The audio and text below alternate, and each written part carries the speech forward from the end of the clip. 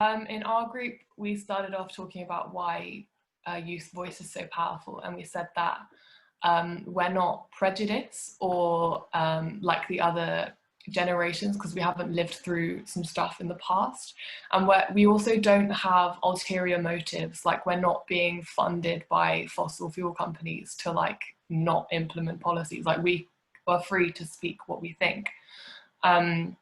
And the other thing we talked about was how, you know, it's our future.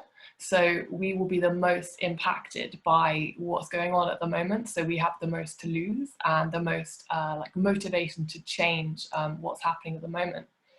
And because of that, we'll be voting soon. Some of us are voting. So we have a right to be educated so that we're informed to vote the right people into power to make the change that we want to see. So a key thing that we talked about was education, whether that be in the traditional sense, like calling for curriculum reform, which is, again, I think it's been mentioned before, but the Teach the Future campaign, which is aiming for an English Education Act. And the other way, which we're seeing a lot now with everyone being in isolation, is educating ourselves online and educating others. So we talked a bit about how this is really powerful and how we can, all these things are going on, like this conference is going on, there's loads of things going on at the moment, and we're all kind of using this time to educate ourselves, which is great. But then we talked a bit about the issue of lots of people don't have access to the internet. So it's how do we educate and empower those young people, because their voices are just as important.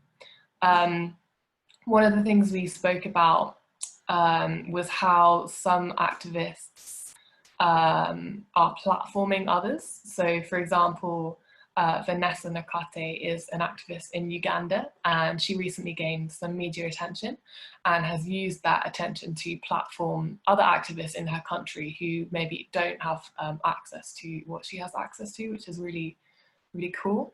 Another thing was Disha mentioned that they use hot air balloons in her country to like spread awareness about coronavirus and like sanitation, because people didn't have access to internet, which I thought was quite cool. So they like flew hot air balloons with like information.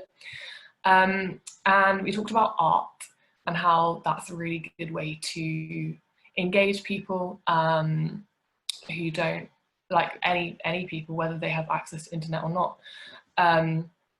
But the issue with that, Vanda mentioned that they did a like art installation in New York, and it's expensive. Like doing activism, especially doing like public art pieces, is really expensive. And in terms of that, that kind of led us onto the conversation about how sometimes we're not, as youth, respected when we're art, you know, because we're not loaded with money when we need to do these things to raise awareness, do these like protests, demonstrations. We need money for that, so we go to, you know, traditional NGOs and stuff. And sometimes they're super helpful, but sometimes they're like, oh, you're like 19 and you want all this money. Like, is there anyone older that can help? And yeah. It's you know, that needs to change. Yeah, because we need respect, and that kind of leads nicely to we kind of thought, how can we solve this?